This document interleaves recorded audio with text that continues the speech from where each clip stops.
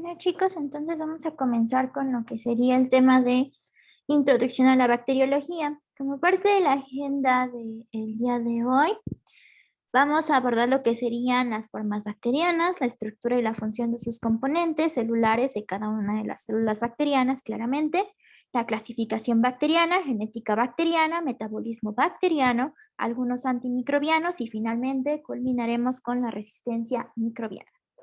Entonces, como una pequeña introducción a propiamente todo lo que sería a la bacteriología, hay que entender que las bacterias, en este caso también algunas arqueas o incluso las algas azul verdosas, van a pertenecer a los procariotas, los cuales, a diferencia de nosotros que somos los eucariotas, los cuales si retomamos estas cuestiones de etimología, pues que tenemos prácticamente, se les conoce como eucariotas, porque tienen un núcleo verdadero, los procariotas tienen un núcleo primitivo.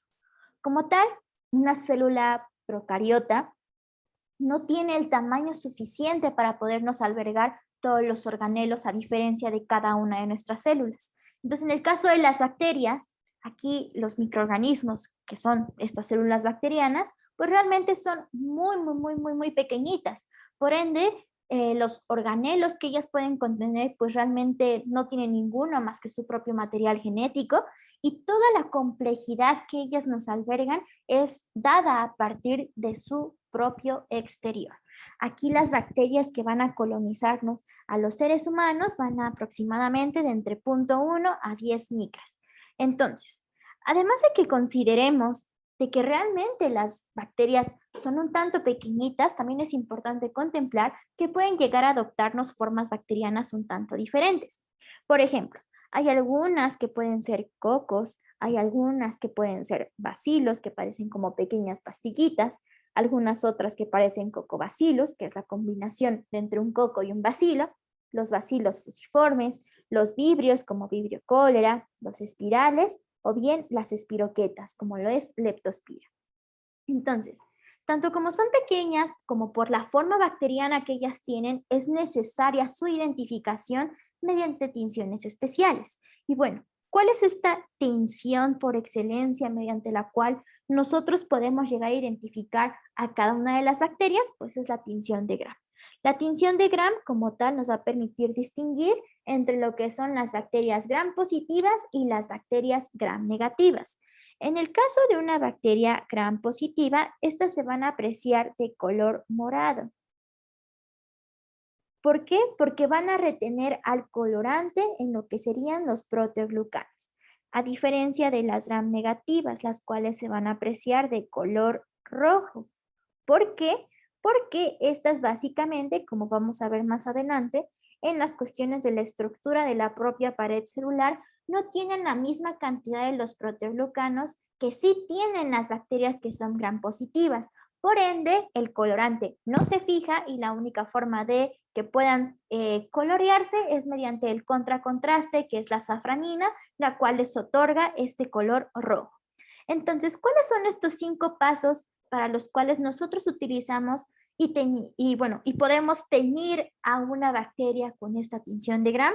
Primeramente, ocurre lo que es la fijación esta fijación está dada a partir de tanto de calor como de secado. ¿Cómo hacíamos esto en los laboratorios de microbiología? Prácticamente de nuestro cultivo, caldo de cultivo, lo que ustedes gusten y manden, a partir de un asa, una pequeña asa de metal, tomábamos una muestra y la extendíamos sobre el portaobjetos. Ya teniendo el portaobjetos con la muestra, prácticamente lo único que hacíamos es pasarla por el mechero rápidamente unas 3, 4 veces y a partir de aquí lográbamos fijarla. Posterior a esto, comenzábamos con nuestro primer paso que aparece en este esquema, que es la aplicación de cristal violeta. Este cristal violeta le otorga un color, que como su nombre lo dice, es un color violeta. Después de esto, procedemos con una precipitación de yodo. A partir de aquí pasamos a lo que sería un lavado con un alcohol, que en este caso es a base de acetona y agua, lo cual nos va a permitir quitar el exceso de colorante. Y finalmente vamos a pasar a colocar el contracontraste rojo, que en este caso es el que va a otorgar lo que sería la safranina. prácticamente la safranina nos va a permitir teñir las células decoloradas. Entonces, si lo quisiéramos ver ya en un ejemplo más claro, vamos a poder identificarlo de esta forma. A lo mejor no es la imagen pues, más nítida posible, sin embargo, sí nos permite identificar lo que sería una bacteria gram positiva y una bacteria gram negativa.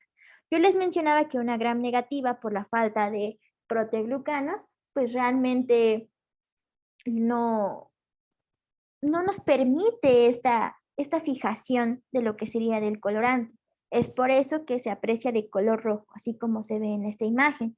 Por otra parte, las gram positivas, las cuales sí tienen una extensa capa de proteoglucanos, sí nos van a terminar por fijar este cristal violeta y es por eso que estas se ven de color morado. Es por eso que deben de recordar que los púrpuras siempre van a ser positivos. Entonces, si lo quisiéramos también ejemplificar con una esquemita, lo podemos ver con esta.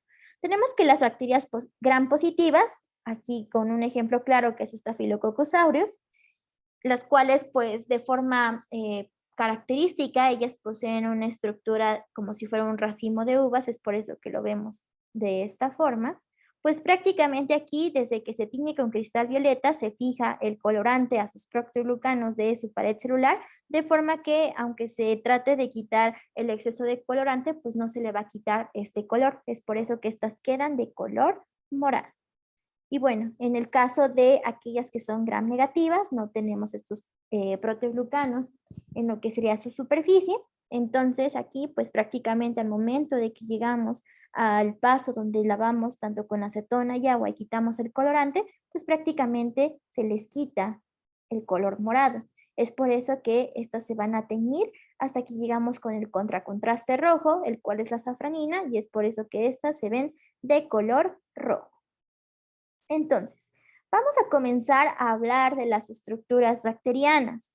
Yo les mencionaba que van a ser microorganismos que son increíblemente pequeños. En el caso de las bacterias que llegan a infectar a los seres humanos, pues prácticamente tienen un tamaño aproximado de entre 1 a 10 micras, lo cual pues también nos permite entender por qué no tienen ningún solo organelo dentro de ellas. Entonces, pues realmente aquí la complejidad que ellas tienen, que nosotros pues realmente digamos, wow, o sea, realmente la estructura de una célula bacteriana es importante, esta se otorga a partir de todo su exterior. ¿Por qué? Porque tanto su pared celular, como sus membranas, como sus cápsulas, las cuales cada una tiene una función un tanto diferente, pues prácticamente es lo que le da toda esta complejidad a la propia célula. Entonces podemos decir aquí que las bacterias tienen un interior muy simple, pues sí, muy simple porque no tienen ningún organelo, pero su exterior es sumamente complejo. Entonces, si hablamos en conjunto de las estructuras que forman su exterior, podemos decir que las funciones en general de estas es la protección, así como también va a ser responsable de algunas funciones vitales en la bacteria. En este caso me refiero a funciones vitales, algunas cuestiones metabólicas o incluso algunas cuestiones genéticas, porque como vamos a ver más adelante, vamos a entender que en la pared celular pues va a estar fijada esta cadena de transporte de electrones, va a estar fijado su cromosoma y por ende pues básicamente todo va a derivarse a partir de estas estructuras. Entonces, vamos a comenzar con lo que sería la cápsula. La cápsula bacteriana, si lo quisiéramos ver pues de forma un tanto coloquial, es como si fuera un moquito o una gelatina que nos va a estar rodeando a cada una de las bacterias. Esta pues prácticamente es un gel hidrófilo y puede ser o no puede ser que sea gruesa. Entonces aquí el grosor pues va a depender de cada una de las bacterias.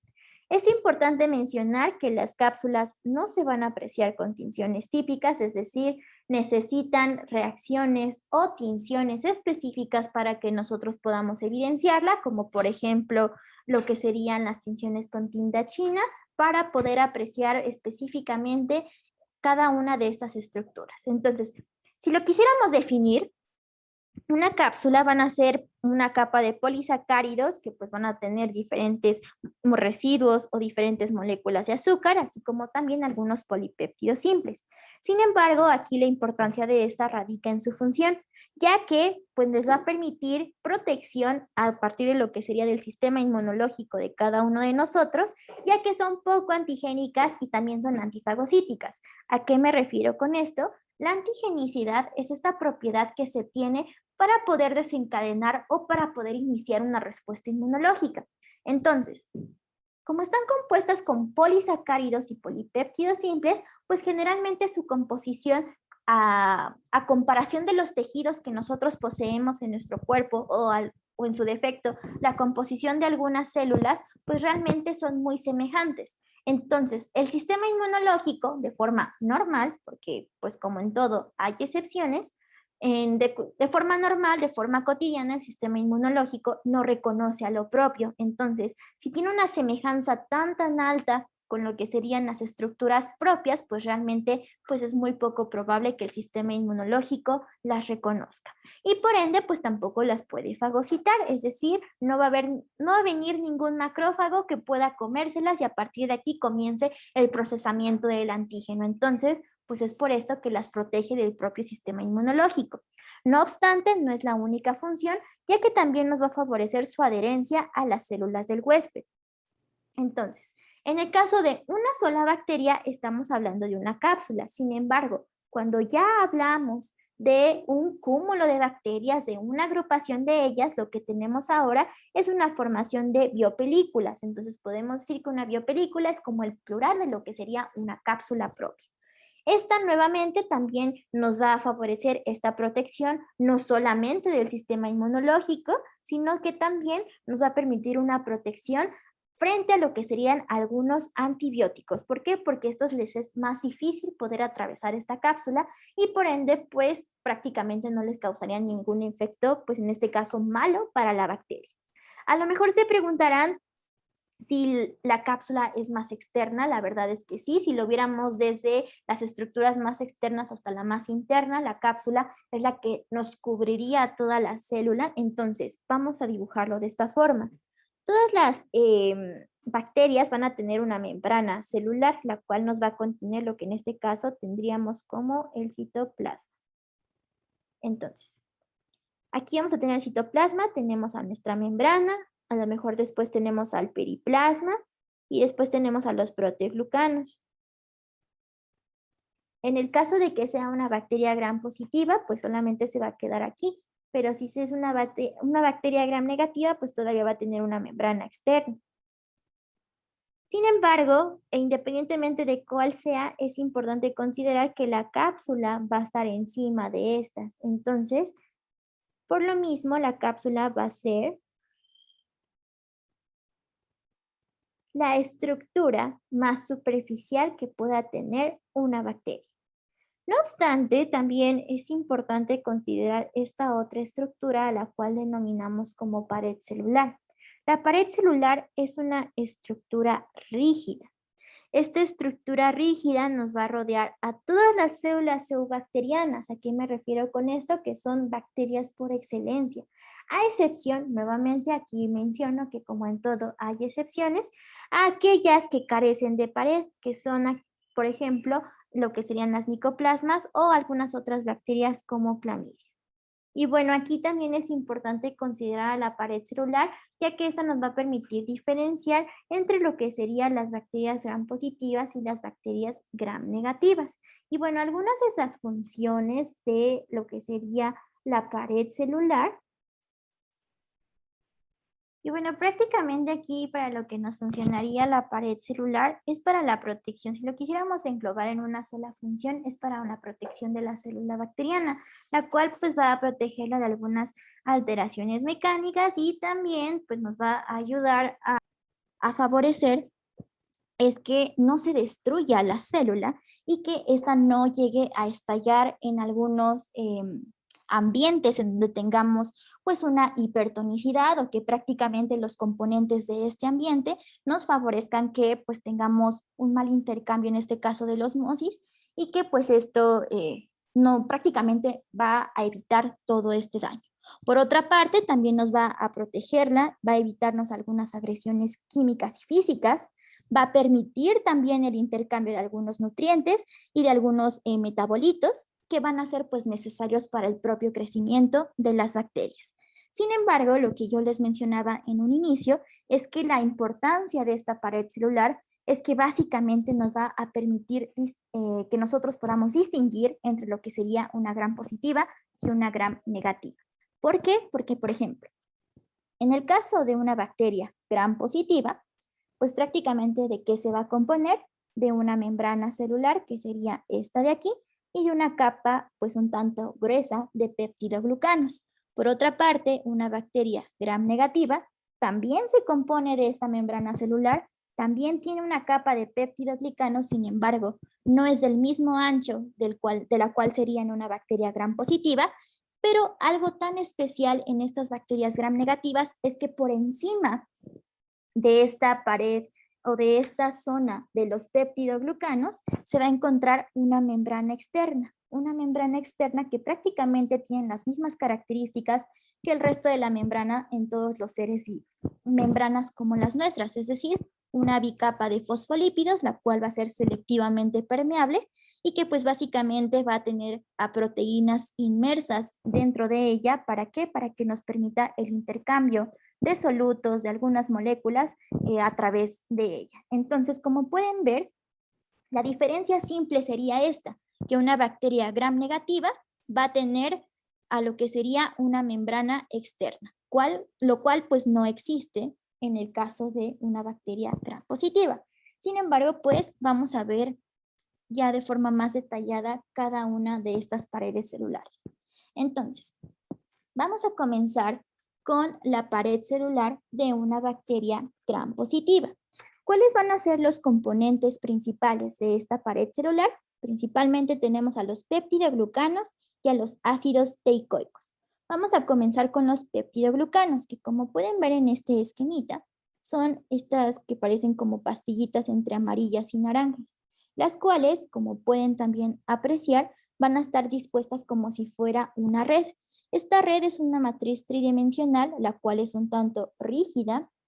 Las uniones que poseen pues son uniones sumamente estrechas. ¿Por qué? Porque lo que van a favorecer es como una estructura de contención que le dé una protección adecuada a todo lo que está dentro de la bacteria.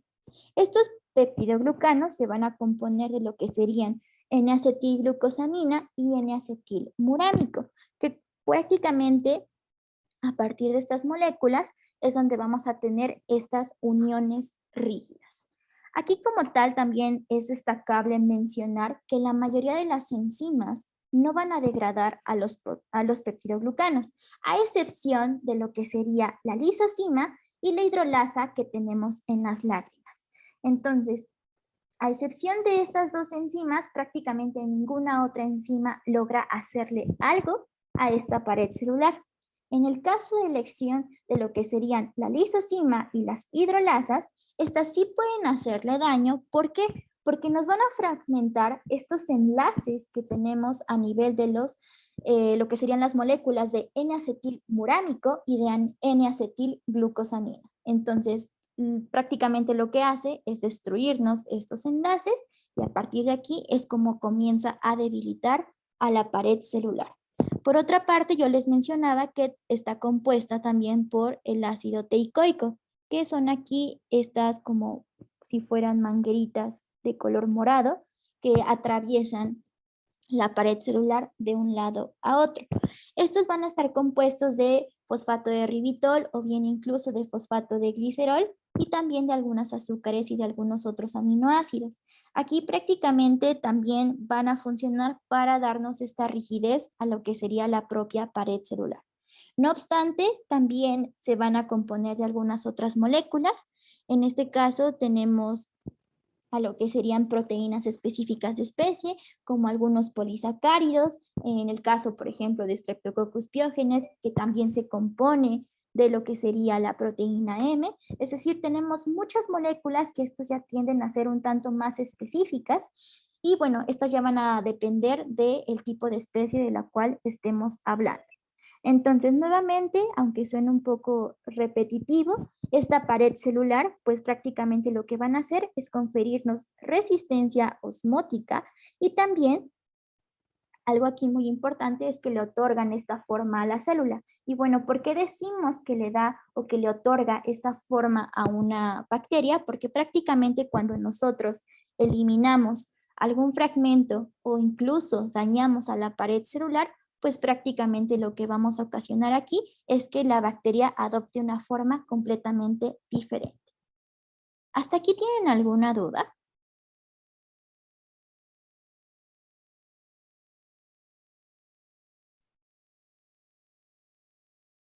¿No?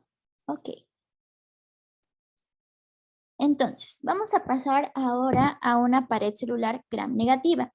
Esta, como les mencionaba hace unas cuantas diapositivas, pues prácticamente la diferencia es que no tenemos tantos proteoglucanos. ¿Por qué?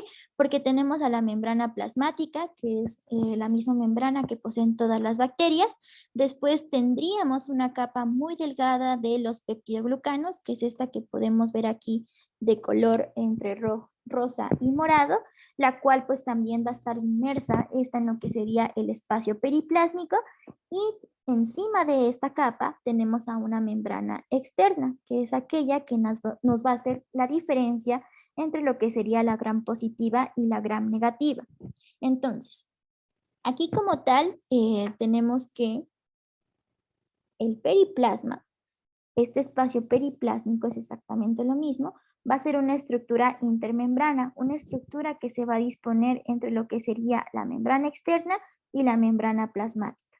Y bueno, aquí va a ser un espacio como, si lo quisiéramos ver en un ejemplo más claro, es como, imagínense que fuera como un contenedor o una pequeña alberquita donde vamos a tener a diferentes enzimas, a diferentes proteínas que pues van a funcionar o que son necesarias para el funcionamiento adecuado de lo que sería esta bacteria.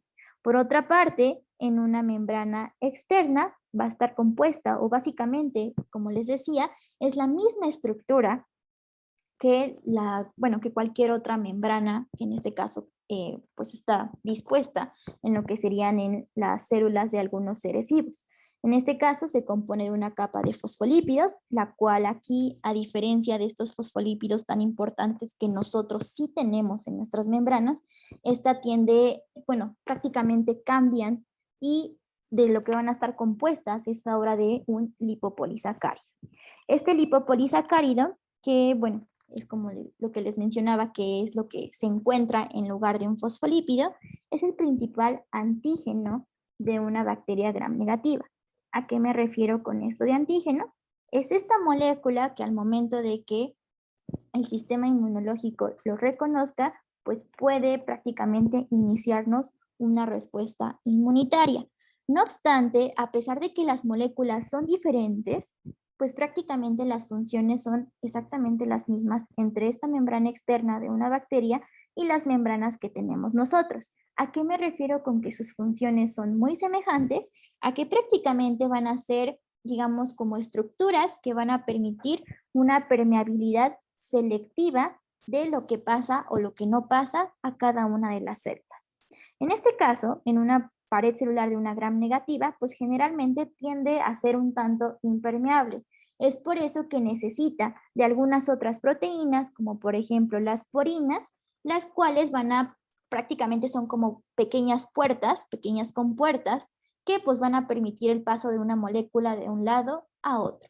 También poseen algo que se conocen como sistemas de transporte o sistemas de secreción, los cuales agrupamos de los sistemas del primero al quinto.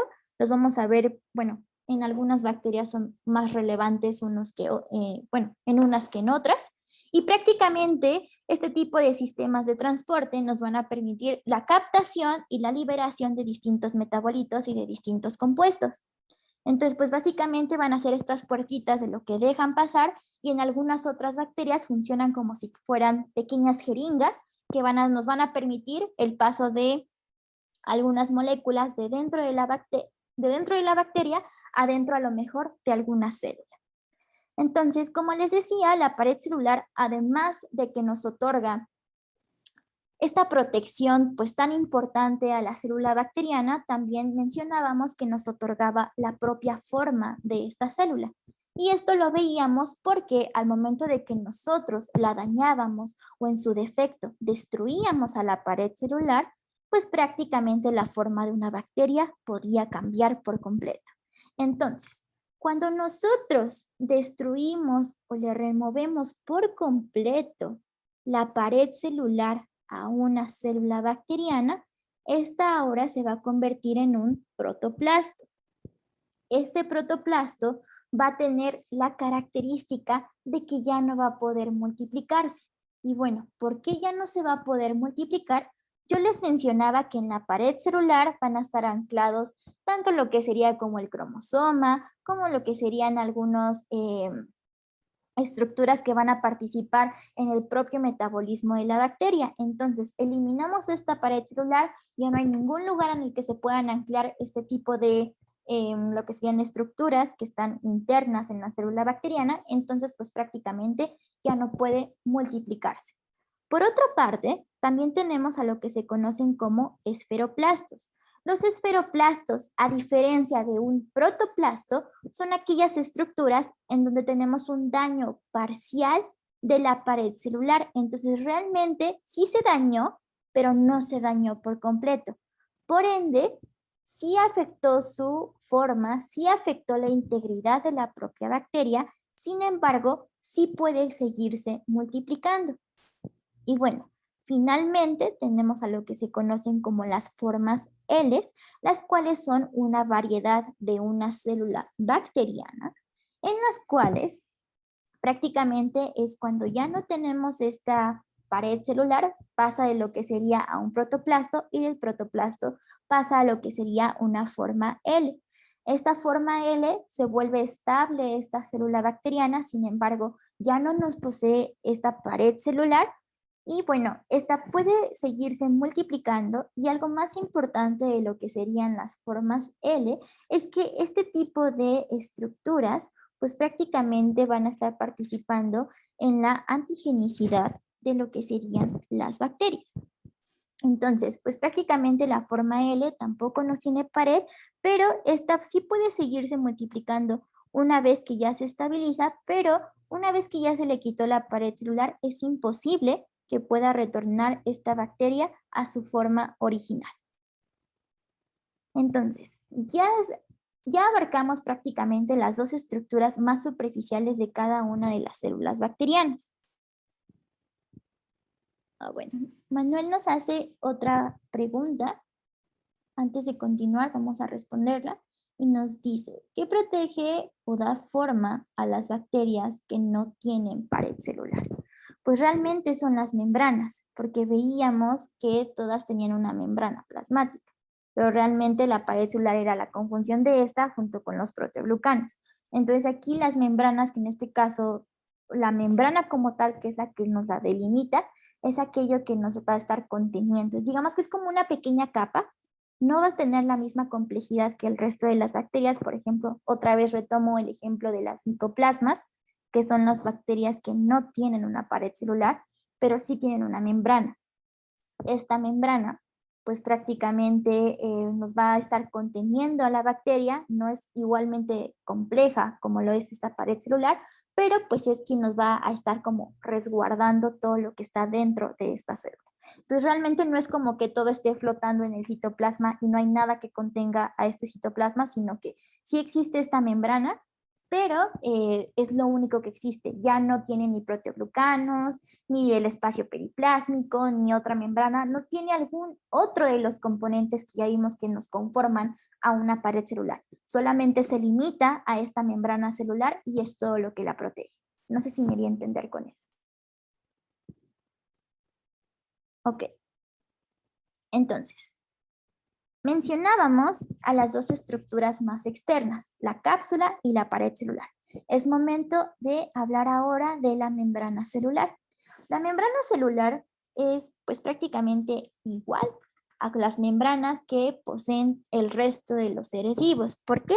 Porque va a contener tanto fosfolípidos, es una capa bifosfolipídica, y también va a contener proteínas. Y bueno, esta membrana celular en el caso de las bacterias es excepcionalmente rica en proteínas. Sin embargo, esta no va a contener esteroles. que, bueno, aquí es una diferencia porque las nuestras sí contienen. Recordemos que el colesterol es lo que principalmente le da como esta rigidez y fluidez a cada una de nuestras membranas.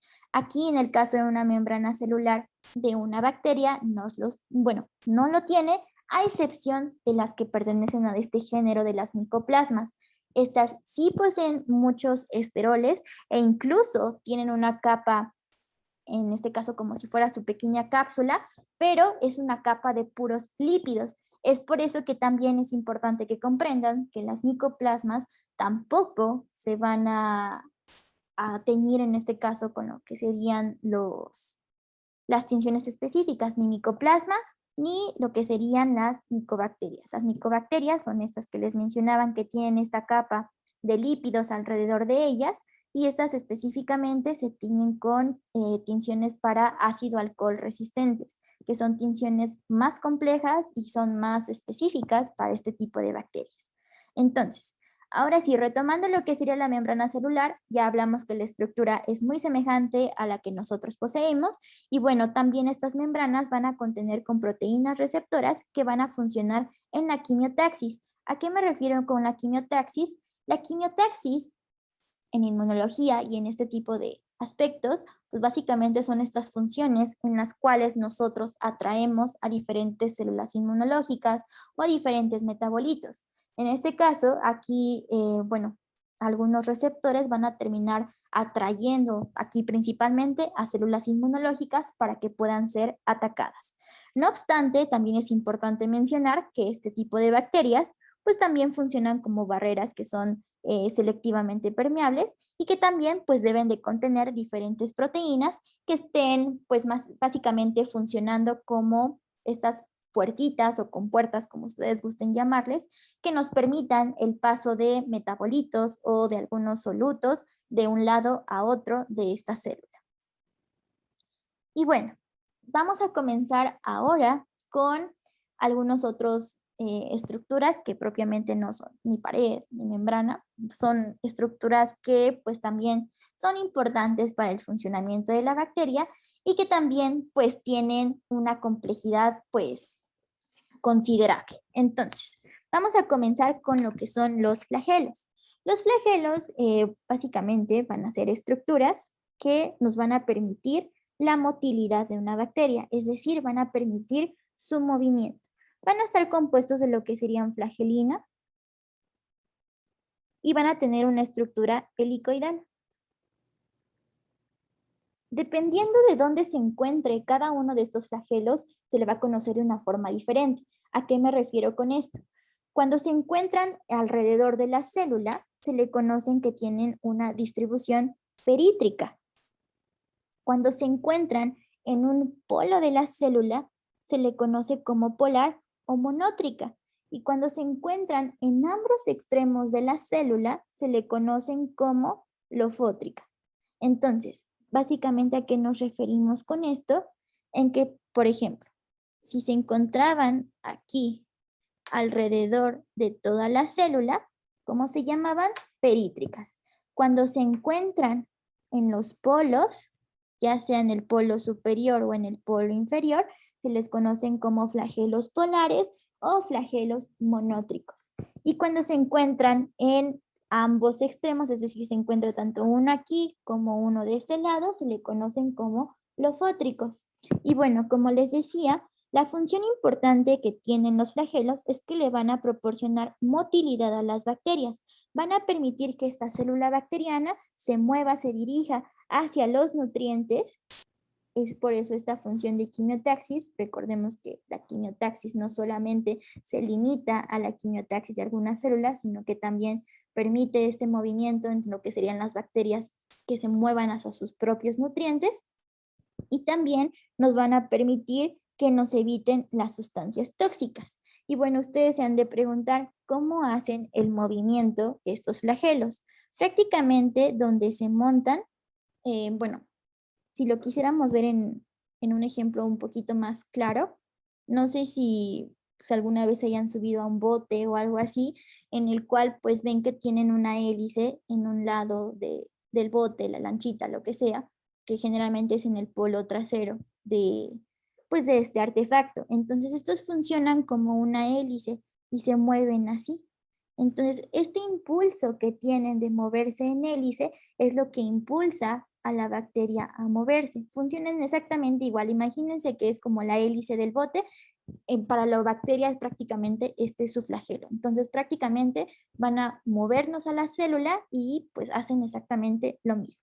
No obstante, no es para lo único que nos sirven, sino que también nos van a aportar factores antígenos. Otra vez retomamos esta definición de antígeno, que es esta molécula que es capaz de iniciarnos una respuesta inmunológica, y también van a constituir un ligando para los PRR. Yo sé que ustedes no han visto todavía esto en inmunología, sin embargo, como en 2 o 3 clases van a estarlo viendo, en el cual básicamente los PRR se conocen como receptores para el reconocimiento de patrón, y entre estos tenemos, por ejemplo, a los receptores de tipo TOL, a los receptores de tipo NOD, tenemos a las lectinas, a los scavenger y así a muchos receptores más que van a estarnos identificando a diferentes moléculas en particular. En el caso de los TOL, que son como los más variables, hay algunos, bueno, tenemos desde el TOL 1 hasta el TOL 9 y cada uno de ellos nos reconoce estructuras diferentes.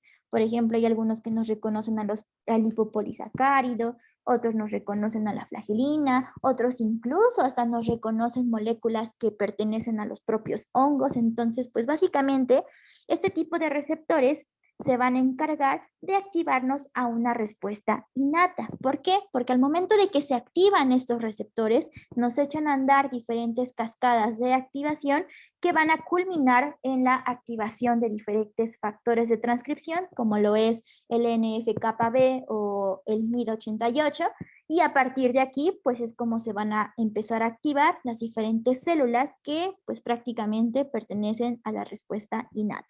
Entonces esto es como un dato cultural que a lo mejor les llega a servir en sus clases de inmunología. Y bueno, vamos a pasar ahora a lo que serían el pili o las fimbrias. El pili y las fimbrias a lo mejor tienen una estructura muy semejante a lo que es un flagelo, sin embargo, no son lo mismo. Para empezar, estos están compuestos de pilina. Veíamos que los flagelos se componían pero de flagelina. Aquí como tal, los pilis o fimbrias, literal, podemos decir que son como los pelitos de la propia bacteria. Son incluso hasta más delgados que los propios flagelos.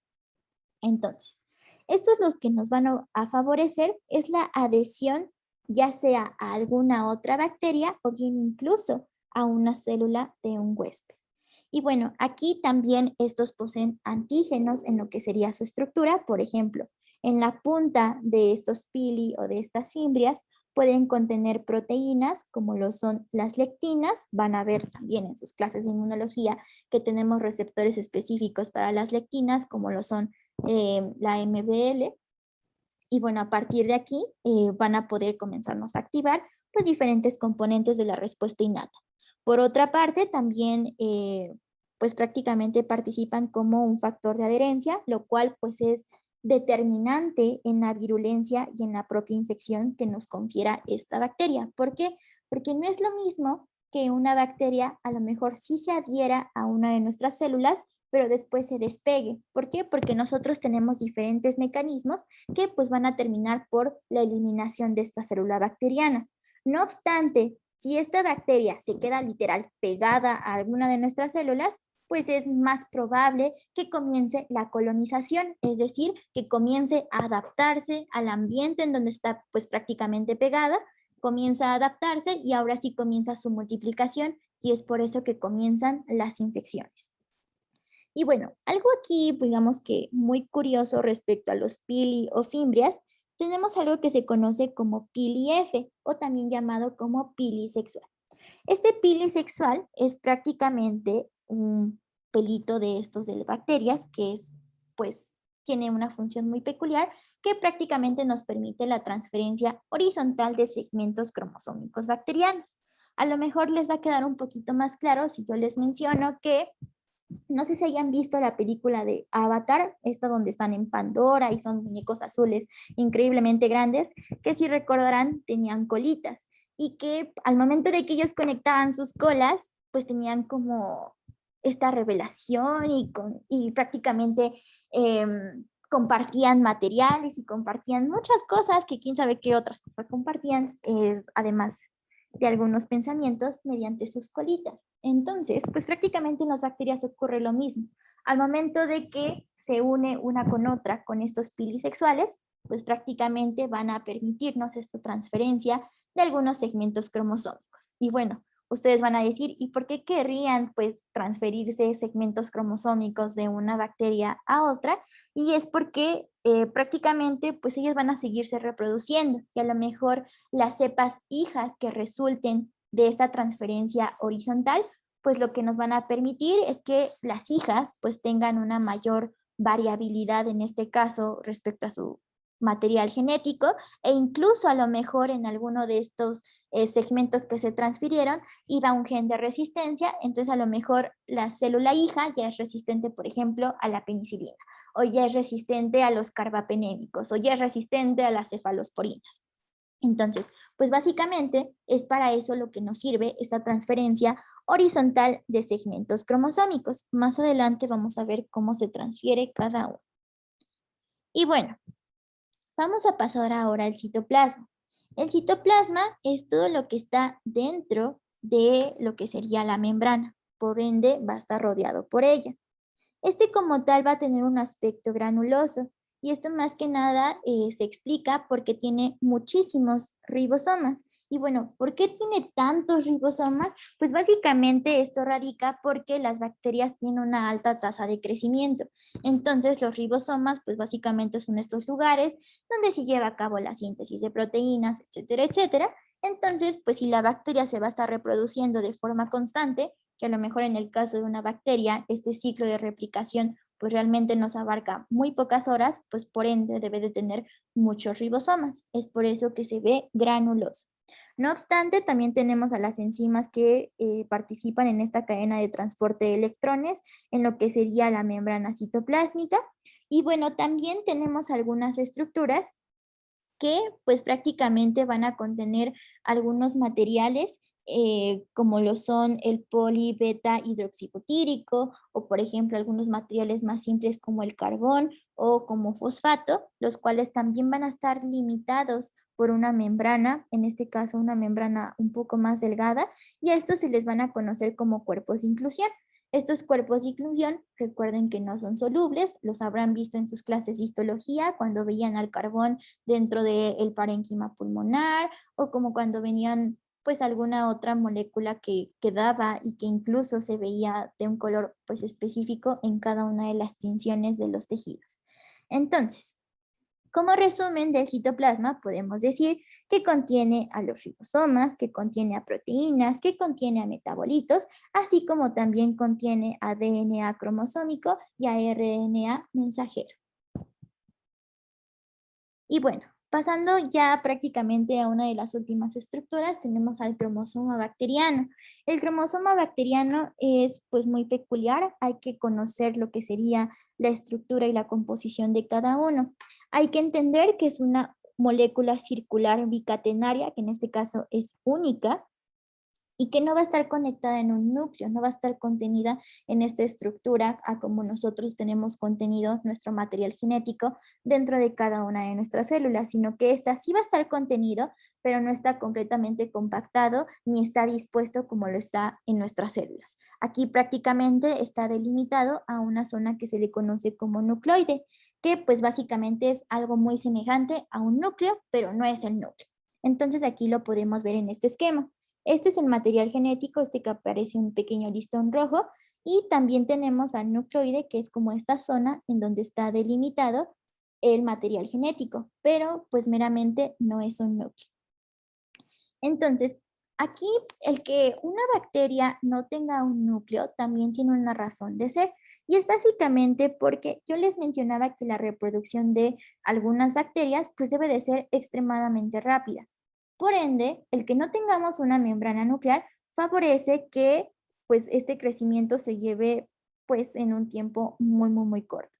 ¿Por qué? Porque no tiene que descompactarse tanto, ni tiene que salir del núcleo, etcétera, etcétera, sino que básicamente es como comienza a replicarse y listo. Entonces es muy rápido. Por otra parte, el cromosoma bacteriano no es el único material genético que tiene una bacteria. También posee algo que se conoce como plásmidos, que en este caso son los que podemos ver de este lado. Estos plásmidos son elementos extracromosomales, es decir, no están dentro del cromosoma de esta bacteria, y también son circulares, así como lo pueden ver, estos pequeños circulitos son más cortos, claramente más pequeños, y que también están compuestos de ácido desoxirribonucleico. Y bueno, aquí como tal los plásmidos, más que nada la relevancia que ellos tienen es porque van a contener a diferentes genes, los cuales principalmente participan en esta cuestión de la resistencia a lo que serían pues algunos fármacos. Entonces, básicamente los plásmidos es lo que van a estar intercambiándose entre una bacteria y otra y es lo que termina por determinar que una bacteria pues sea resistente a algún fármaco. Y bueno, otra estructura que tenemos, que esta no la poseen todas las bacterias, prácticamente se delimita a lo que serían los bacilos o bacterias gram positivas y es lo que se conoce como esporas. Las esporas, si quisiéramos definirlas, el libro nos menciona que son formas pequeñitas, formas deshidratadas y que son metabólicamente inactivas de una bacteria. Sin embargo, aquí es más importante que nosotros comprendamos por qué se forman las esporas. Básicamente, una bacteria pues es necesario que se encuentre en un ambiente en el cual tenga los nutrientes necesarios, las moléculas que necesita para que ella pueda crecer, para que pueda reproducirse y pues para que puedan estas células hijas pues seguir haciendo el mismo ciclo de vida, crezcan y se reproduzcan y así con todas las bacterias. Sin embargo, en algunas cuestiones, por ejemplo, en las bacterias que son anaerobias, cuando se presentan en ambientes con oxígeno, en algunas otras bacterias cuando ya no tenemos, por ejemplo, hierro, cuando ya no tenemos algún nutriente que es elemental para el crecimiento de esta célula bacteriana, lo que hace inteligentemente la bacteria es volverse ahora en una espora. Entonces, esta espora, pues prácticamente es importante porque pueden persistir por un largo tiempo. Entonces persisten, es como si se quedara dormidita esta bacteria. Se encierra como por ejemplo en su caparazón, se queda dormidita y hasta que alguien vuelva a estimularla, ya sea algún nutriente o algún otro estímulo que favorezca una reproducción y otra vez el crecimiento de esta bacteria, es ahora cuando vuelve a despertar. Sin embargo, si esto no ocurre, prácticamente se puede quedar en forma de alguna espora. No obstante, también es importante mencionar que las esporas son, pues es importante considerar que pues pueden tolerar extremos de lo que serían pH, es decir, tanto ambientes muy alcalinos como ambientes muy ácidos, así como también diferentes extremos de temperatura, es decir, el crecimiento idóneo de una bacteria es prácticamente la temperatura corporal de nosotros. Sin embargo, ¿qué pasaría si a lo mejor llegáramos a 40, 41 grados de temperatura o en su defecto bajáramos hasta los 30, pues prácticamente una bacteria ya le sería pues imposible vivir. En el caso de cuando se encuentran en algunas esporas, pues básicamente nos pueden tolerar tanto estos ambientes ácidos o alcalinos o bien incluso ya en extremos muy, muy, muy hostiles de temperatura. Entonces, ¿hasta aquí tienen alguna duda?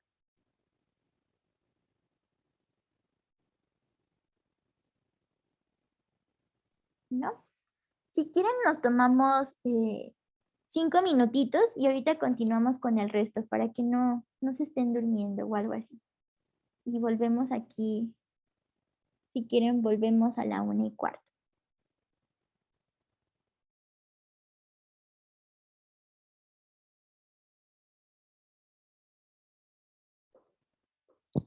Entonces, ya hablamos prácticamente de todas las estructuras bacterianas.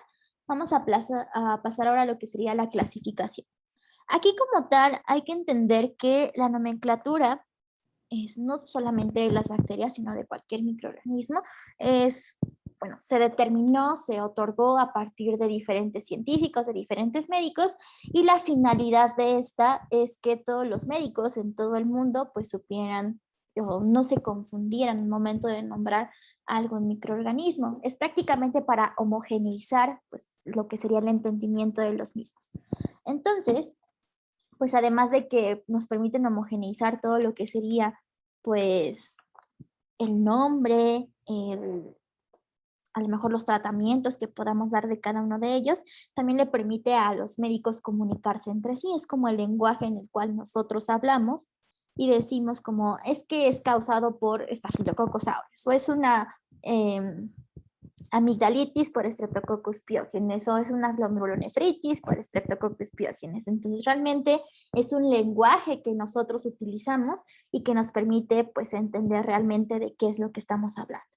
Aquí como tal la clasificación bacteriana pues prácticamente es un sistema binomial en el cual tenemos al género y a la especie. En primer lugar vamos a escribir a lo que sería el género, el cual escribimos con, por ejemplo aquí Staphylococcus. Recuerden siempre el género se va a escribir la primera con mayúscula y por otra parte en la especie la vamos a escribir la primera con minúscula. No es necesario ponerlo en mayúscula.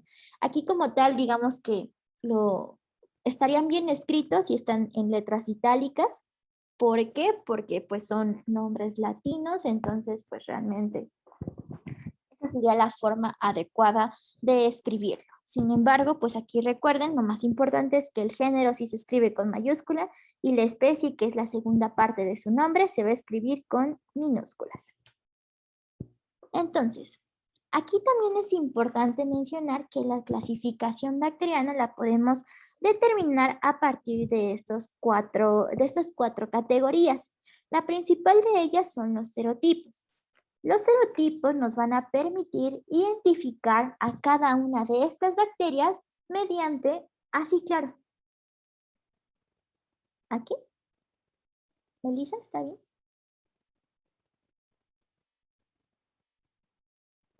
Ok.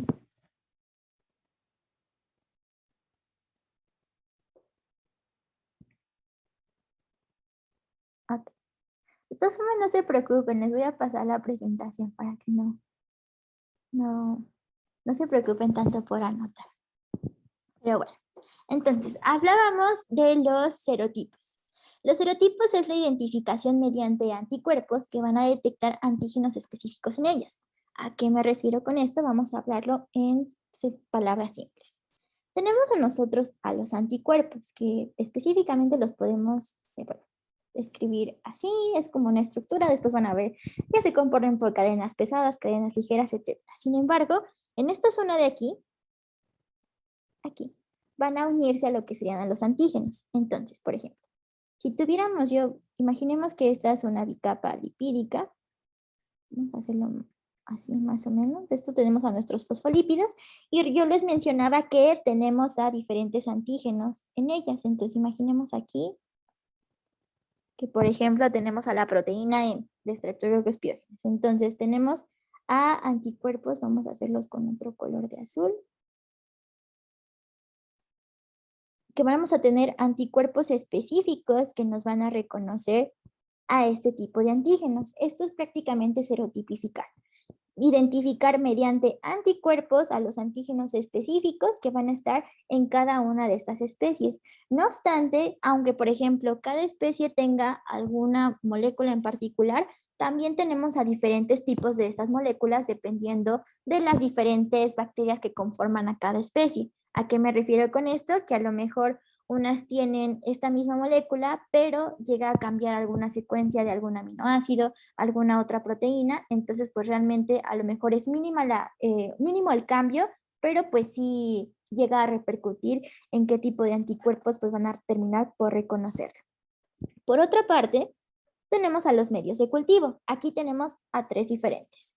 Tenemos a los medios selectivos, medios no selectivos y medios diferenciales.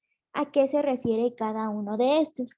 Tenemos a los medios selectivos, que son aquellos en los cuales solamente nos va a crecer un tipo específico de bacteria. Es decir, si yo quiero que crezca E. coli, voy a buscar un medio selectivo que solamente me permita crecer a E. coli y que el resto de bacterias que a lo mejor porque se me contaminó la muestra o porque en la muestra tiene alguna otra bacteria, esta otra bacteria no crezca. Entonces es por eso que se les conoce como medios selectivos. Por otra parte, tengo a los medios no selectivos, los cuales pues básicamente son aquellos que nos van a permitir el crecimiento de cualquier bacteria. Y finalmente tenemos a los medios diferenciales, que a lo mejor estos son un poquito más complicados de comprender, pero este tipo de medios lo que nos van a favorecer es evidenciarnos las propiedades específicas de algún microorganismo. Generalmente todo se explica por cambios de colores y estos cambios de colores nos van a permitir identificar si es que se presenta o en su defecto, si es que está ausente algún fenómeno en una bacteria específica. Por ejemplo, ustedes van a ver en sus prácticas de laboratorio de microbiología que tienen, por ejemplo, al citrato de Simmons, al medio TSI, que tenemos a la Garlía, y todo este tipo, que generalmente son aquellos que tenemos en los tubos de ensayo. Este tipo de medios van a cambiar de colores dependiendo de la bacteria que tengamos. A lo mejor hay unos que nos permiten identificar entre Shigella y Salmonella. Tenemos al medio TSI, en el cual nos permiten identificar a qué bacterias si nos están fermentando carbohidratos. Tenemos al citrato de Simmons, como les mencionaba, en el cual es un medio que es verdecito. Bueno, aquí le vamos a poner a grosso modo. Imaginemos que son estos medios. El citrato de Simmons generalmente es de este color. Entonces más o menos lo vemos así. Pero cuando tenemos una bacteria positiva en este medio, pues la vamos a ver de color azul, por ejemplo. Aquí el citrato de Simmons nos va a identificar a qué bacteria está utilizando el citrato como su fuente de energía. Entonces, vamos a encontrarlo de forma positiva cuando es de color azul, por ejemplo, en la bacteria como lo es Salmonella. Por otra parte, de este color, el color verde va a ser negativo, se va a quedar exactamente igual. Y aquí, por ejemplo, sería E. coli. ¿Por qué? Porque E. coli no nos va a utilizar al citrato como una fuente de energía. Entonces, básicamente, los medios diferenciales, recordemos aquí, cambio de color, a los cambios de color, que nos van a permitir identificar, pues básicamente, algunas propiedades un tanto específicas en una bacteria.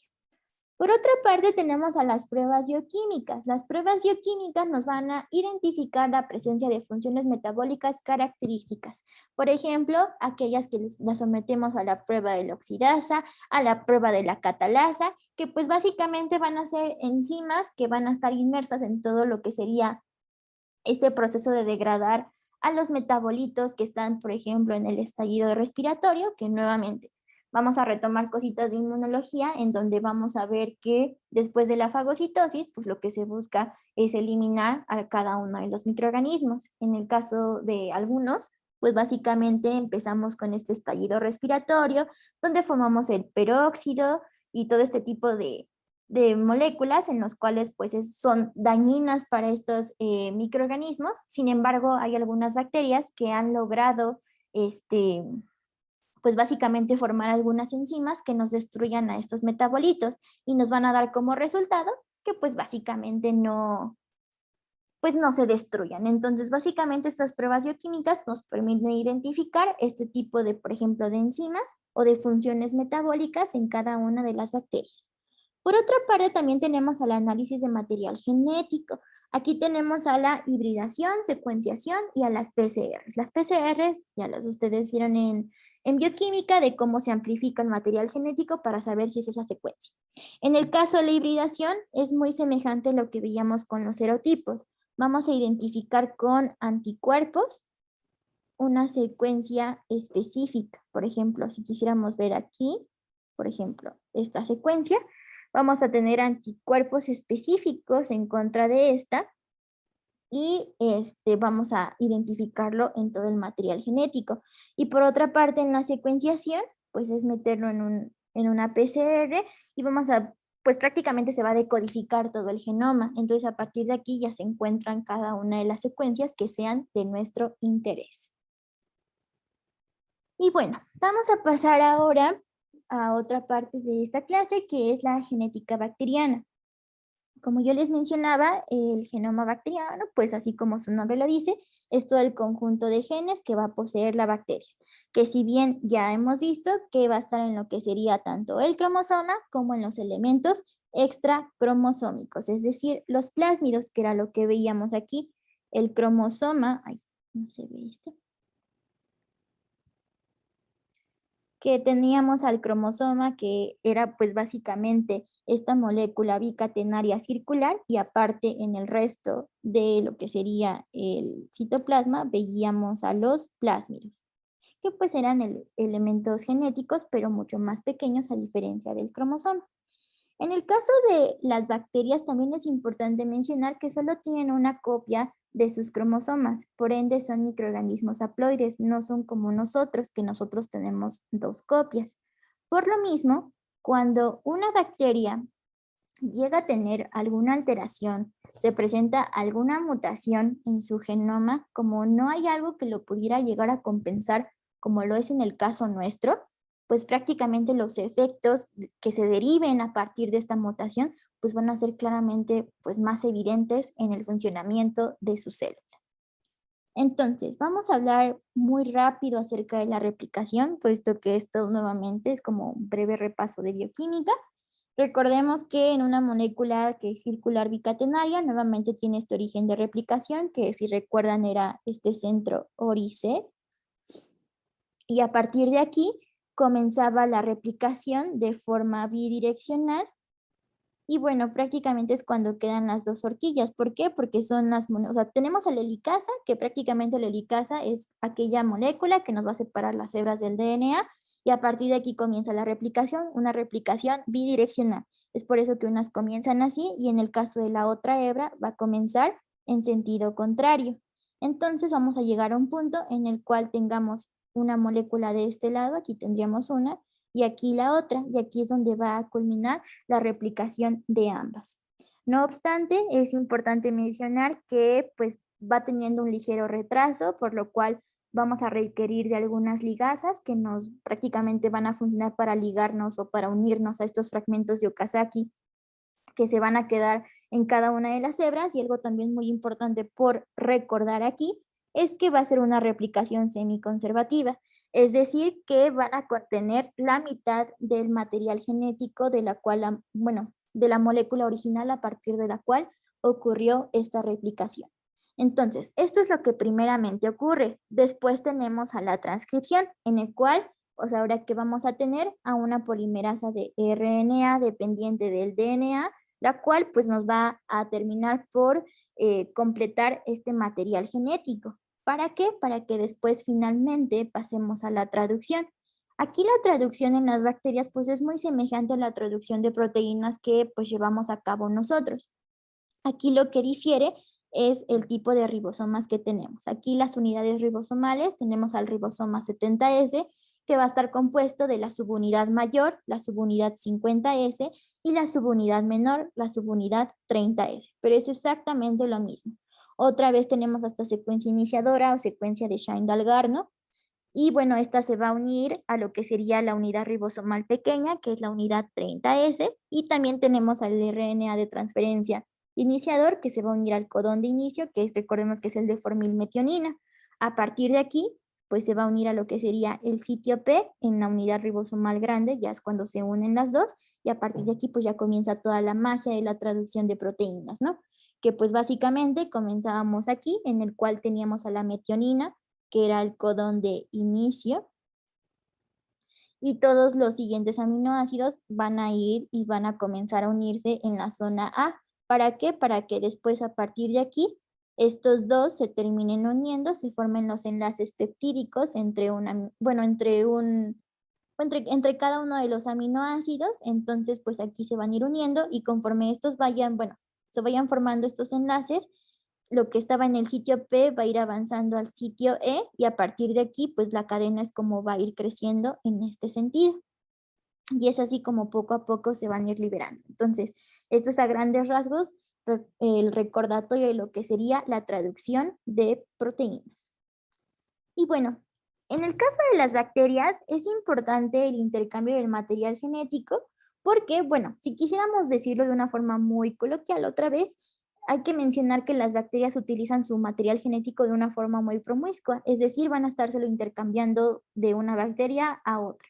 ¿Por qué? Porque lo que les interesa es intercambiar características entre ellas. ¿Por qué? Porque al momento de que cada una de ellas tenga una célula bacteriana hija nueva, pues básicamente esta lo que debería de tener son nuevas habilidades, nuevas funciones que le permitan una mayor resistencia a los ambientes. En el caso de algunos plásmidos, algunos segmentos de su cromosoma bacteriano, pues algunos de ellos contienen genes para la resistencia de antibióticos, lo cual pues es muy importante puesto que lo que les están asegurando es la propia supervivencia de la bacteria. Entonces, hablando de la recombinación va a ser el proceso en el cual las moléculas de ácido nucleico de diferentes fuentes van a combinarse o se van a reordenar. ¿Para qué? Para producirnos una nueva secuencia de nucleótidos. Esto puede ocurrir de tres formas diferentes. Principalmente tenemos a la recombinación de tipo homóloga. ¿A qué nos referimos con esta? Es aquella que va a ocurrir entre secuencias o entre enzimas que son extremadamente semejantes, si no es que decir que son segmentos iguales en el mismo cromosoma. Entonces, solamente estas secuencias que tienen esta semejanza pues muy alta son aquellas que van a poder recombinarse. Por otra parte, tenemos aquella que son las específicas de sitios, entre las cuales pues básicamente la semejanza no es tan estricta como lo es en una homóloga, y aquí se restringe a lo que serían elementos móviles en diferentes sitios del cromosoma. Entonces aquí nos referimos en que no necesariamente necesitan ser iguales estas secuencias que se van a recombinar, sino que puede ser cualquier secuencia en elementos móviles del genoma o elementos que no están tan estables. Estos pueden llegar a recombinarse y nos forman algo completamente diferente. Y algo también muy importante es una variación antigénica, que bueno, no solamente es importante aquí en las bacterias, sino también es muy importante en lo que sería el virus. Bueno, los virus. Aquí como tal, una variación antigénica es prácticamente cambiarnos algo que está en nuestra superficie para que el sistema inmunológico ya no nos reconozca de la misma forma, o al menos ya no nos reconozca tan fácil. Si lo quisiéramos ver en un ejemplo muy básico, es como, por ejemplo, si tuviéramos cada uno de nosotros a un hermano gemelo. Imagínense que somos gemelos idénticos y nos vestimos igual. Si nos vistiéramos igual, pues prácticamente sería difícil reconocernos. Sin embargo, si a lo mejor ustedes y su hermano gemelo se vistieran diferente, pues sería un poquito más fácil identificar quién es cada uno. En el caso de la variación antigénica, es como si todas las cepas fueran iguales y después alguna de ellas decidió cambiarse y pues prácticamente es diferente. Sin embargo, pues para el sistema inmunológico, pues ya no lo reconoce de la misma forma. ¿Por qué? Porque a lo mejor el sistema inmunológico reconocía a todos aquellos que tenían, por ejemplo, una playera roja. Entonces, si ahora la bacteria ya tiene una playera azul, si quisiéramos verlo así, pues ya pasaría como desapercibido para el sistema inmunológico. Entonces, básicamente esto es lo que es una variación antigénica. Cambiar a los antígenos de superficie, ¿para qué? Para que el sistema inmunológico pues no le sea tan fácil el reconocimiento del propio microorganismo. Sin embargo, pues no son las únicas formas de intercambio genético que existen. Vamos a describir 4 más. La primera de ellas es la transformación, en la cual tenemos a una célula donadora.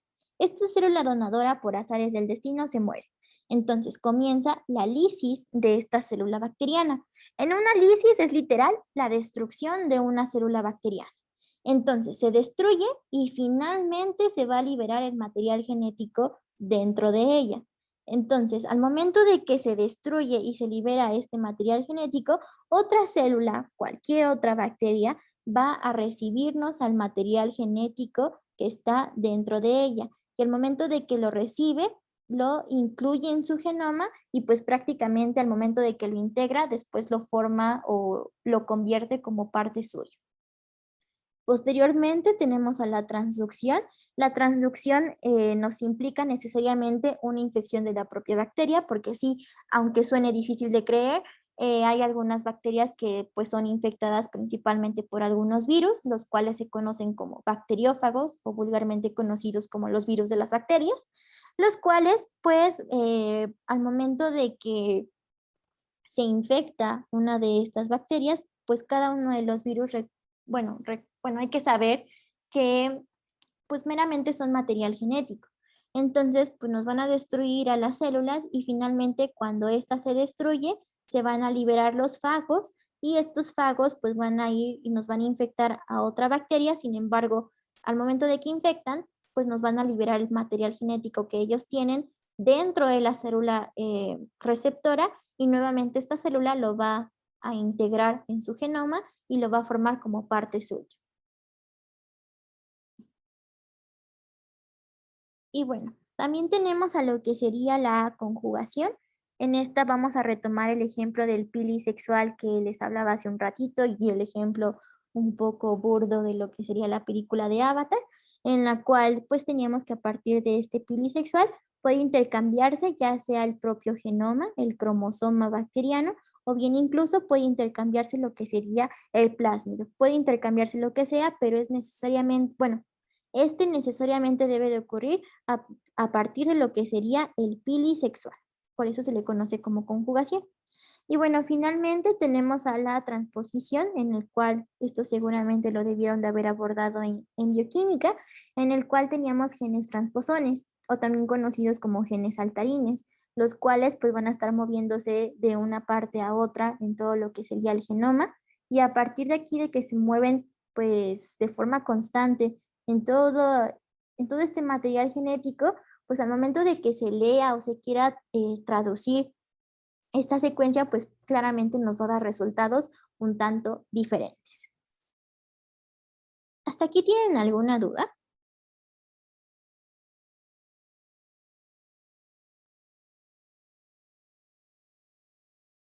¿No?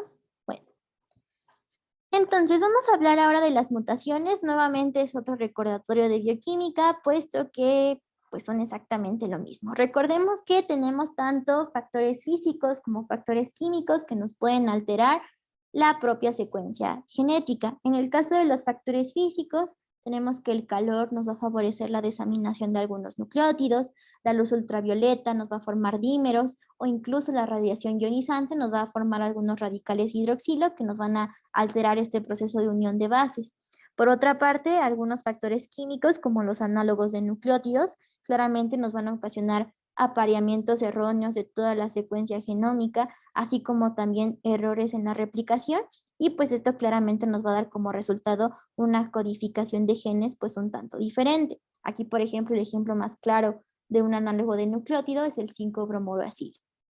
Y bueno, también tenemos algunos mutágenos, algunos agentes que nos ocasionan el desfase del marco de lectura. El óxido nitroso también nos llega a causar alguna mutación de este tipo y también algunos agentes alquilantes, que recordemos que esto, si lo viéramos en un ejemplo un tanto más clínico, es lo que hacen los fármacos antineoplásicos y es por eso que en algunas ocasiones pues sí nos llegan a librar del cáncer los antineoplásicos, sin embargo muchas veces también nos ocasionan algunos otros tipos de tumores o de alguna otra neoplasia como un efecto adverso del propio tratamiento.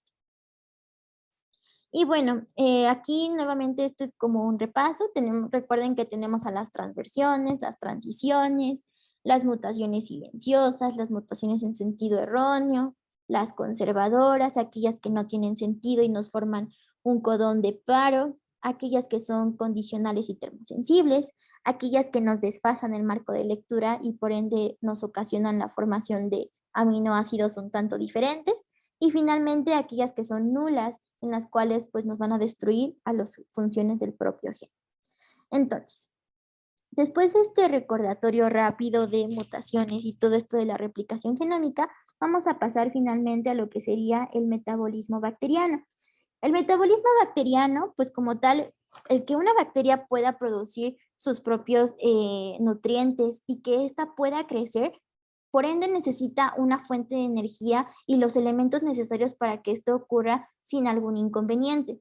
Aquí como tal se describe que las necesidades mínimas de una bacteria es que tenga una fuente de carbono, nitrógeno, que tenga una fuente de energía, que tenga agua y algunos iones como potasio, sodio, magnesio, calcio, cloro y bueno, también algunos componentes enzimáticos que van a requerir de algunos cofactores como lo es el hierro, el zinc, el magnesio, selenio el cobalto, el cobre o el níquel o algunos otros.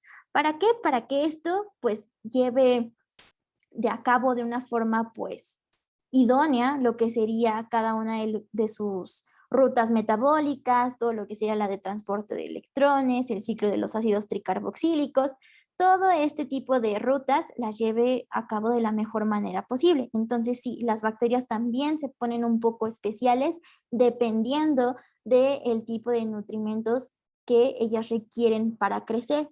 No obstante, es por eso que también nosotros a partir de aquí podríamos dar algún tratamiento para que nuestra bacteria ya no crezca.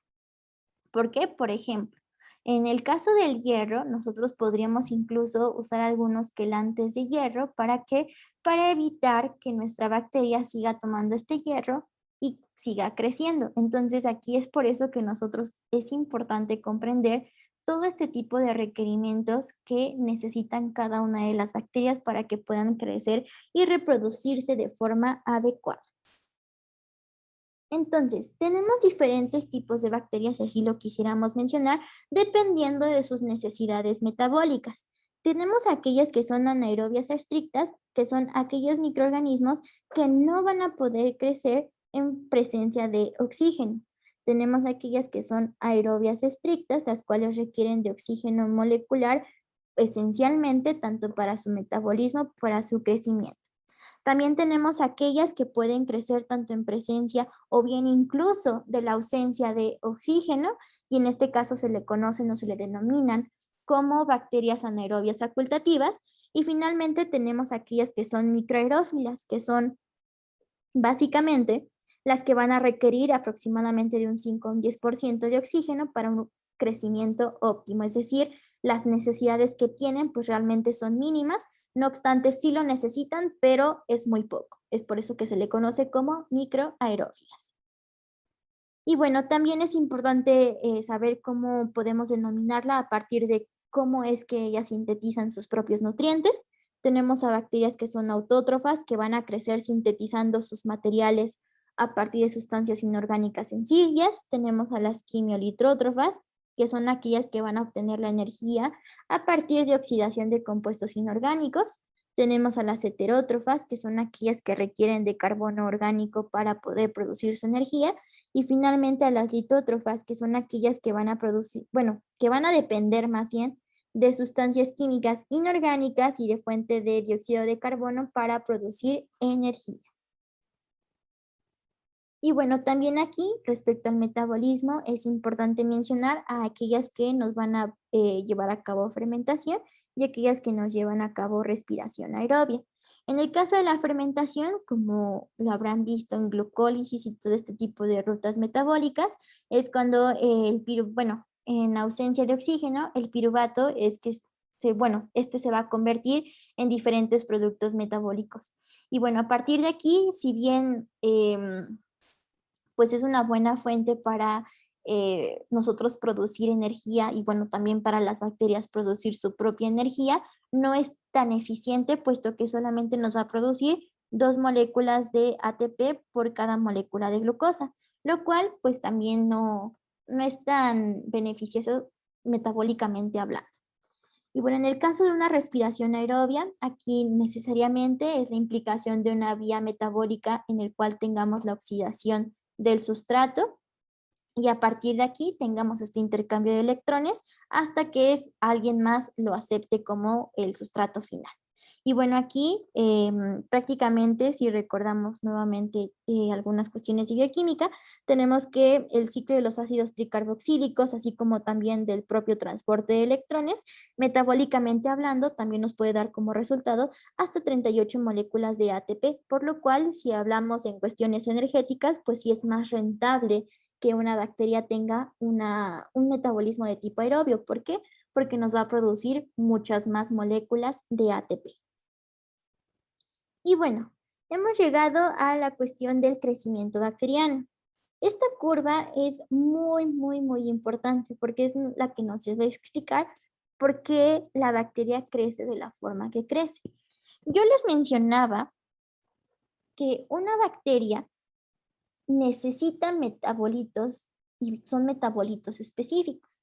Estos metabolitos son elementales, tanto para que puedan crecer, para que comience esta síntesis de los compuestos bacterianos y por ende también para la propia reproducción de las bacterias.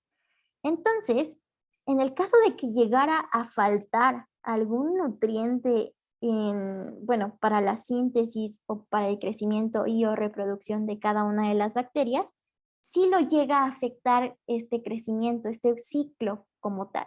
Sin embargo, no lo va a detener. Lo detiene y le va a causar un daño a la célula. Le va a causar un daño que a lo mejor es muy significativo, pero nunca va a detener este crecimiento bacteriano. Entonces, esto no quiere decir que sí hay que quitarle los elementos para que dejen de crecer, porque sí puede suceder que le llegue a pasar algo, a lo mejor puede llegar hasta morir. Sin embargo, muchas veces no le llega a pasar algo tan relevante y el crecimiento bacteriano pues prácticamente va a continuar. Entonces, esta curva de crecimiento nos explica cómo es que las bacterias se están reproduciendo. Entonces, primeramente tenemos a la fase de latencia, en el cual una bacteria va a comenzar a adaptarse al nuevo ambiente. A lo mejor es un ambiente que no tiene tantas concentraciones de oxígeno o de hierro, etcétera, etcétera, lo que ustedes gusten y manden. Entonces aquí es como si estuviera conociendo el terreno del lugar donde va a ser su nueva casa. Ya que estableció su casa y que se queda a vivir dentro de su casita y ya se acostumbró a ella, va a comenzar la fase exponencial, en la cual esta va a ser pues peculiar dependiendo de la cepa de la cual estemos hablando. En este crecimiento exponencial tenemos que las células se multiplican en el 2 a la n, siendo la n la cantidad de veces que pues se puede llegar a reproducir dependiendo de la cepa. Pero de forma resumida decimos que la fase exponencial es cuando comienzan a reproducirse como locas y se forman muchísimas bacterias. Posteriormente llegamos a la fase estacionaria. En la fase estacionaria es cuando comienza el agotamiento de los metabolitos o bien incluso que comienzan a aparecer las sustancias tóxicas. Entonces, cuando comienza a aparecer esto, pues prácticamente por eso es que aquí llegamos a una fase de meseta en esta curva. ¿Por qué?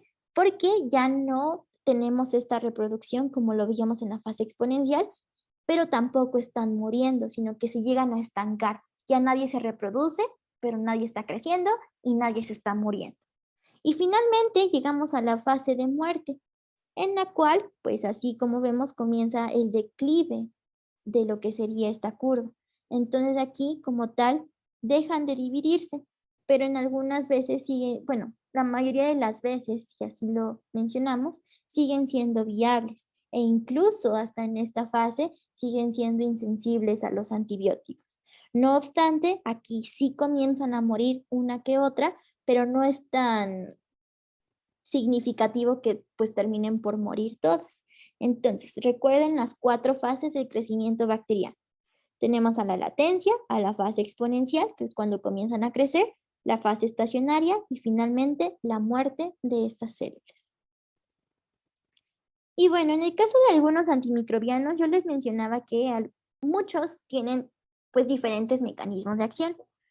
En el caso de esta clase no es de gran relevancia hablar de cada uno de ellos, puesto que como les mencionaba, al menos todo este bloque de bioquímica pues van a abordar este tipo de fármacos. Sin embargo, pues es importante reconocer que cada uno de estos medicamentos pues tienen mecanismos diferentes y por ende nos afectan diferentes cosas. Por ejemplo, tenemos aquellos que nos van a alterar lo que sería la integridad de la pared celular, como son los beta-lactámicos, en los cuales tenemos a las penicilinas, a las cefalosporinas, como las monobactames, los carbapenémicos, también tenemos a los glicopéptidos, como la vancomicina, o bien incluso a la bacitracina.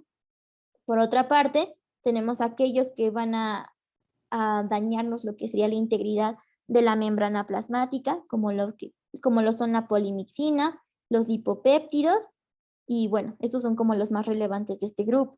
También tenemos aquellos que nos van a afectar a nivel de los ribosomas, aquellos que nos alteran lo que sería la subunidad 30S, que recordemos que es la unidad pequeña, Aquí tenemos a los aminoglucósidos, las tetraciclinas, o bien incluso aquellos que nos alteran la subunidad 50S, como los macrólidos, las lincosamidas, el cloranfenicol o las oxilinedonas. También tenemos algunos otros que nos alteran vías metabólicas, como por ejemplo las que nos afectan la vía de síntesis del ácido fólico o de los folatos, que también es importante para una buena replicación y todo este procesamiento del material genético en las bacterias. Aquí tenemos a las sulfonamidas, las sulfonas o el trimetoprim. Y también tenemos aquellos ya en bacterias un tanto más específicas, como lo son las micobacterias. Tenemos aquellos que nos intervienen en la síntesis del ácido micólico, que yo les mencionaba que en el caso de las micobacterias, pues es el principal componente de la pared celular de estas bacterias. Es por eso que esta ni siquiera se tiñe con una tinción de Gram. En este caso, el ejemplo más claro de estos fármacos es la isoniazida.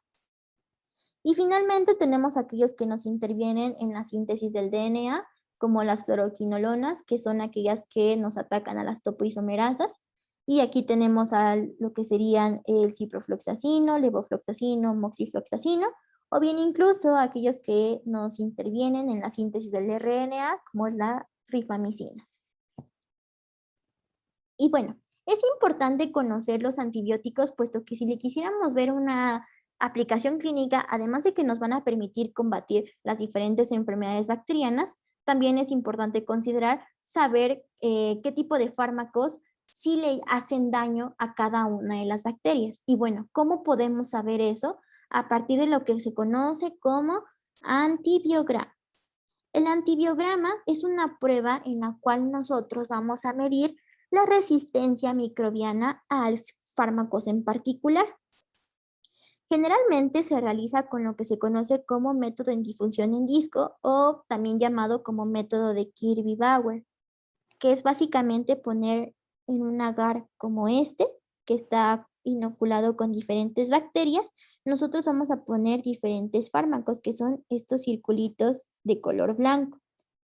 Entonces, al momento de que nosotros los ponemos, como pueden ver, aquí tenemos un halo grande, aquí no se ve un halo y aquí se ve un halo pues más o menos, bueno, de un tamaño intermedio, si quisiéramos verlo así.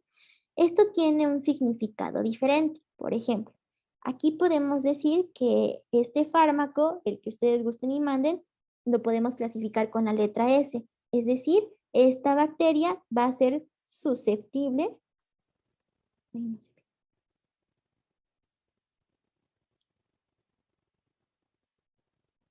Va a ser susceptible a este fármaco. Es por eso que inhibió el crecimiento de la bacteria en todo este halo.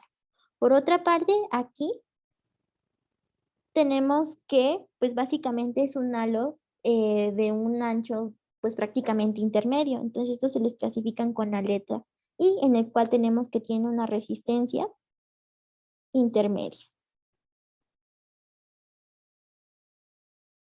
Y finalmente, también tenemos algunos otros en los cuales pues básicamente no se ve ningún halo y en esto se les conoce como pues prácticamente resistentes. Entonces se le quiere decir, bueno, se les denomina como resistentes porque aquí estos fármacos no les ocasionan ningún daño a este tipo de bacterias. Entonces es importante nosotros como médicos realizar este tipo de estudios, puesto que nos van a permitir identificar cuál es el tratamiento más adecuado para cada una de las bacterias que puedan o no estar infectando a nuestro paciente.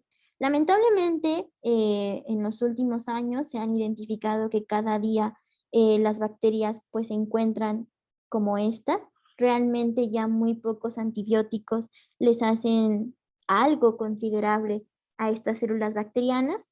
Entonces, pues realmente ya cada vez va a ser más común el estar utilizando pues antibióticos de muy amplio espectro o muy fuertes para poder pues erradicar una infección bacteriana, lo cual no está bien. ¿Por qué? Porque vamos a llegar a un punto en el cual pues básicamente ningún fármaco nos va a permitir pues prácticamente la erradicación de las bacterias, entonces pues se van a seguir perpetuando estas infecciones y les van a seguir ocasionando más daño a nuestros pacientes. Entonces, es por eso que aquí como enseñanza para todos, no hay que dar antibióticos nada más así porque sí. ¿Por qué? Porque lo único que estamos ocasionando es que esté pasando esto con todas nuestras bacterias y va a llegar un punto en el que, como les decía, nos vamos a quedar sin opciones terapéuticas y pues ese día nuestro paciente va a tener el peor pronóstico posible. Entonces, ya finalmente hablaremos de lo que serían las cuestiones de resistencia microbiana, la cual se derivan a partir de diferentes mecanismos de resistencia que poseen cada una de nuestras bacterias. ¿A qué nos referimos con estos mecanismos de resistencia? A que, por ejemplo, los microorganismos van a producirnos algunas enzimas que nos van a destruir al fármaco activo. Aquí el ejemplo más claro son las beta-lactamasas, que nos van a destruir el anillo beta-lactámico que poseen estos fármacos que hablábamos aquí. A los beta-lactámicos tienen un anillo específico que es el que nos va a destruir o va a ser intermediario en esta daño a lo que sería la pared celular. Hay algunas bacterias que poseen algunas enzimas que nos van a terminar destruyendo al fármaco activo y es por eso que tenemos muchas bacterias que ya son resistentes, por ejemplo, a las penicilinas. Algunas otras bacterias van a cambiar su permeabilidad. Aquí van a evitar que pues, sean permeables estos fármacos, por ende no les van a ocasionar ningún daño. Algunas otras van a formarnos un sitio de acción estructural modificado para el fármaco, es decir, si a lo mejor iba dirigido en contra de algo de la pared celular, pues realmente van a ocasionar, bueno, nos van a formar como un sitio alterno y bueno, o una proteína diferente para que pues prácticamente se una ahí el fármaco, pero no le haga ningún daño. También tenemos algunas otras que nos van a formar bombas de expulsión, en las cuales pues prácticamente, literal, así como su nombre lo dice, son pequeñas bombas que si entra el fármaco, estas bombas se van a encargar de volverlo a sacar al fármaco. Estas bombas son muy comunes en microorganismos que son gram positivos o en algunos gram negativos como lo son las pseudomonas. Como vamos a ver cuando lleguemos a pseudomonas, en pseudomonas es muy común hablar de este tipo de bombas y decir que por eso una infección por pseudomonas se tiene que combatir, si así lo quisiéramos mencionar, con antibióticos de muy alto espectro para poder completamente erradicar a esta bacteria. Por otra parte, tenemos aquellas otras que nos van a formar una vía metabólica alterna, en las cuales si nos inhibe una vía metabólica no va a pasar nada porque la bacteria va a tener un como plan B para seguir produciendo estos metabolitos y por ende pues prácticamente no le está haciendo nada el fármaco. Y finalmente tenemos algunos en los cuales tienen enzimas modificadas que si bien son afectadas por el fármaco, pues prácticamente van a seguir funcionando. A lo mejor no de la forma en la que originalmente lo hacían, pero sí lo van a seguir haciendo y por ende, pues realmente el daño sí ocurre, sí tiene la bacteria un daño, pero el daño prácticamente es mínimo. Y bueno, ustedes se van a preguntar, ¿y por qué tanto relajo con las cuestiones de la resistencia? Porque pues lamentablemente las consecuencias, más que nada para nosotros como especie humana, pues son muy complicadas y además pues sí tienen relevancia porque esto pues va a determinar hasta qué punto pues realmente la especie humana va a poder sobrevivir en contra de estas bacterias. ¿Por qué? Porque va a llegar a un punto en el que tengamos una sensibilización generalizada de la población en la cual pues prácticamente todas las bacterias van a estarnos infectándonos a todos y no vamos a tener los fármacos suficientes. ¿Por qué? Porque las bacterias no van a ser sensibles a estos. También el que nosotros usemos algunos antibióticos también nos ocasiona cambios en la microbiota, que como lo van a ver en inmunología, la microbiota forma parte de las barreras, en este caso es una barrera biológica, y también pues tiene relevancia tanto para evitarnos infecciones como para también evitarnos algunos otros problemas, principalmente las alergias. Entonces, si nosotros tenemos alteraciones en esta microbiota, pues claramente este tipo de afecciones van a verse de forma más común. También pueden ocultarse infecciones graves sin prácticamente erradicarlas, es decir, nosotros vamos a estar otorgando tratamientos creyendo que este fármaco pues le está haciendo daño a lo que sería la bacteria, sin embargo, pues no va a ser así. Entonces, pues prácticamente con esto, nuestro paciente puede empeorar de forma muy rápida y en su defecto pues puede llegar a morir sin que nosotros hayamos erradicado a la propia bacteria. También pues hay que considerar de que los fármacos, todos los fármacos tienen efectos adversos y también muchos son tóxicos, al grado de que pues hay que considerar de que en algunos hay que vigilar estrechamente todo lo que sería la función renal o la función hepática. ¿Por qué? Porque llegan a ser muy tóxicos, tanto por sus metabolitos, tanto como por el propio metabolismo del fármaco. Entonces, pues esto también nos ocasiona más daños a nosotros. Y bueno, pues también porque vamos a tener el desarrollo de la farmacoresistencia, que pues que es como lo mismo que les mencionaba en la diapositiva anterior. Va a llegar un punto en el que tengamos pues hasta la bacteria más simple o la bacteria más común ya no se va a poder erradicar con el tratamiento que nos servía a lo mejor hace 20 años. Entonces, pues esto va a ocasionar de que tengamos infecciones más graves o en su defecto de que muchos de nuestros pacientes pues lleguen a la muerte. Entonces es por eso que siempre se les hace hincapié, a lo mejor han visto memes o diferentes publicaciones en Facebook o en alguna red social en la cual es como hacen mucha burla a los médicos que dan gentamicina o amicacina hasta por una amigdalitis y pues la verdad no es que sea como burla, sino que yo creo que nosotros más que cualquier otra persona, hablo por nosotros porque vamos a llegar a un futuro en el cual pues nosotros seamos quienes recetemos este tipo de fármacos, pues hay que saber qué tratar y cómo tratar. Como por ejemplo una diarrea, pues realmente muchas veces una diarrea no es tan necesario que le demos un antibiótico. Es más importante darle un plan de rehidratación que darle un antibiótico. ¿Por qué? Porque en lugar de que estemos beneficiando a nuestro paciente y que eliminemos a la bacteria, pues más le estamos causando daño y estamos favoreciendo que se genere esta resistencia a los antibióticos. Lo mismo pasa con las infecciones de vías respiratorias superiores o con las infecciones del tracto urinario o con la infección que ustedes gusten y manden.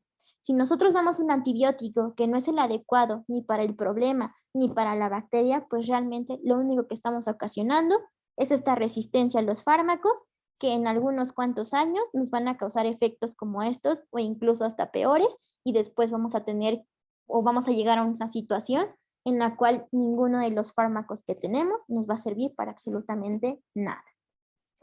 Entonces, habiendo dicho esto, pues hemos llegado al final de la clase y pues muchas gracias a todos. No sé si